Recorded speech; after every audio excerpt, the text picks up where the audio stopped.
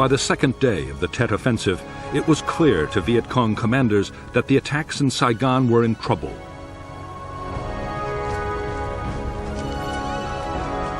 The assault teams had been driven out of most of their main objectives.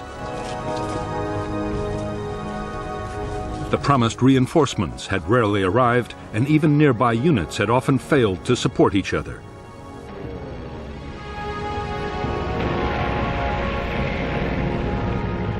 Secrecy meant they usually knew nothing of any orders but their own.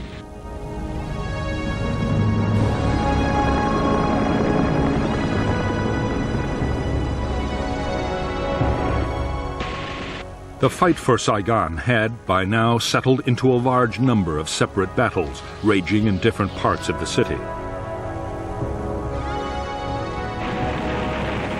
Often, the Viet Cong were completely surrounded by government forces.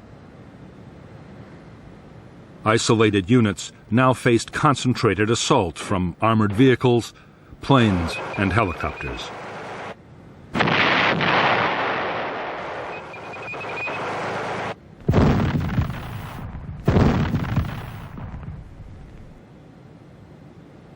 In spite of the setbacks, the Viet Cong had succeeded in winning control of huge areas of Saigon.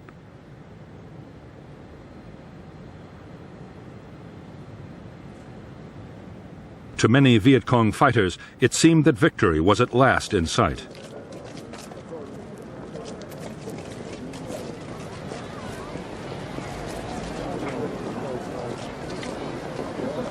They had been promised that the people of Saigon would rise up to support them. If they did, the war could be won soon, whatever happened on the battlefield.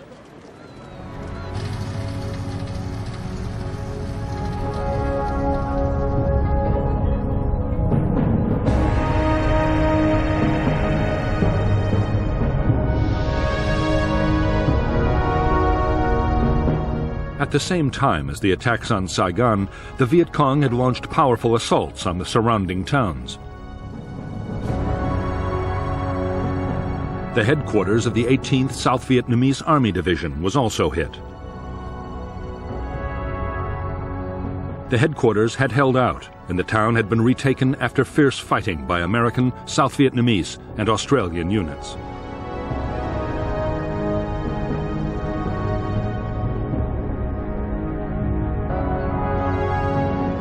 As part of an attempt to surround Saigon and cut off the capital from reinforcements, the Viet Cong 273rd Regiment launched a massive assault on the town of Tu Duc, which contained one of the two South Vietnamese military academies. The regiment took heavy losses, but the following day it seized the Newport Bridge over the Saigon River. Together, South Vietnamese and American units recaptured the bridge after a violent battle.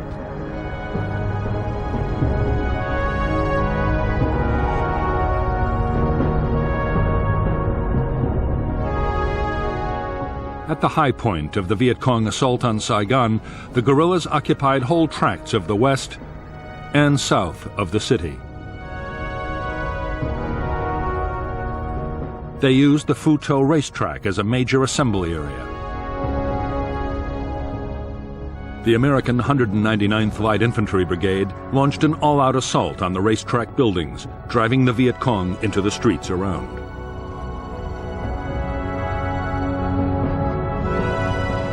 By the fourth day of the Tet battles, the Viet Cong were being squeezed into the sprawling and crowded district of Cho Long.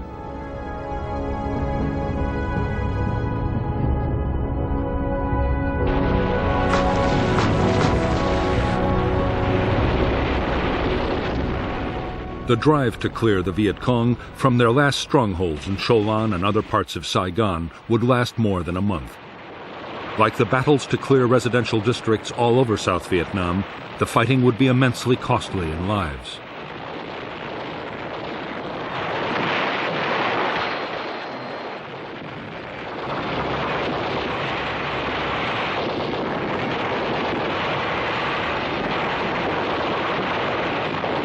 Everywhere, instead of surrendering en masse, the guerrillas were fighting back with determination and skill.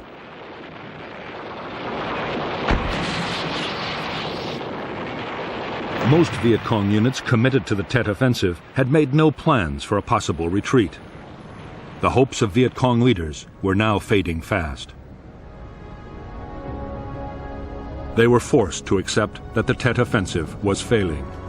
The South Vietnamese army had been meant to collapse or even join the guerrillas, but instead most of its units had bravely chosen to fight. According to General Giap, it was their skill and determination that largely blunted the North's Tet Offensive.